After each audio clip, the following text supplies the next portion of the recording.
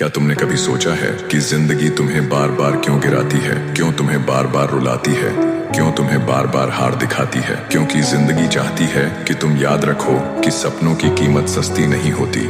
जो भी सस्ता मिलता है वो टिकता नहीं, लेकिन जो मुश्किलों से मिलता है वही असली दौलत है, वही असली शान है। तुम आज हार मान लोगे तो तुम्हारा सपना मरेगा, और जब सपना मरता है तो इंसान जीता हुआ होकर भी जिंदा लाश बन जाता है।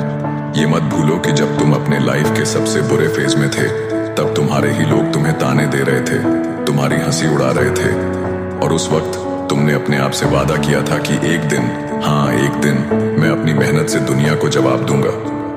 तो फिर आज ठंडे क्यों पड़ गए, आग क्यों बुझा दी? याद रखो, इस जन्म में इंसान बनने से पहले तुमने 34 लाख योनियां पार की हैं। कभी पेड़ बने, कभी पत्थर बने, कभी कीड़ा बने, कभी पक्षी बने, और अब भगवान ने तुम्हें इंसान बनाया है। क्यों?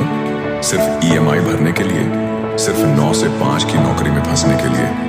नहीं, इंसान इसलिए बना है कि तू कुछ बड़ा करे, तू अपना साम्राज्य बनाए, तू कुछ ऐसा करे कि मरने के बाद भी लोग तुम्हारा नाम याद करें। लेकिन इसके लिए चाहिए एक ही चीज, पुरुषार्थ। हाँ, पुरुषार्थ, मेहनत का दूसरा नाम, संघर्ष का दूसरा नाम।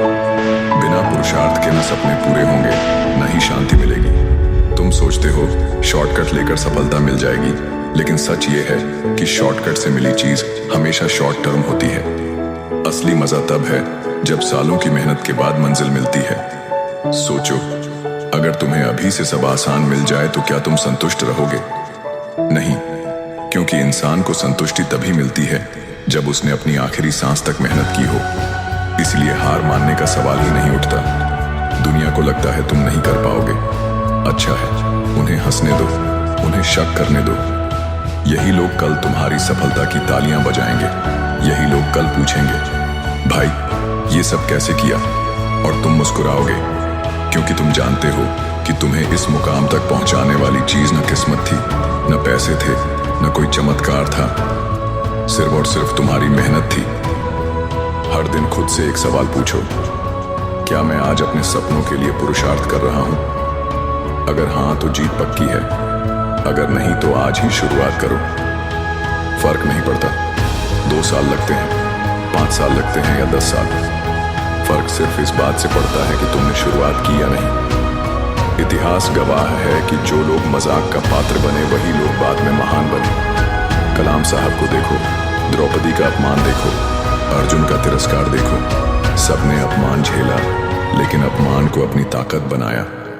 अगर तुम भी अपने तानों को, अपने दर्द को, अपने जख्मों को ताकत बना सको, तो दुनिया की कोई ताकत तुम्हें रोक नहीं पाएगी।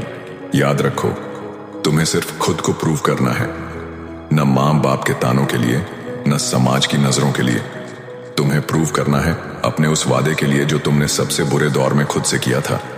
अगर आज तुम हार मान गए तो उस वादे का क्या होगा, उन सपनों का क्या होगा, उस मेहनत का क्या होगा?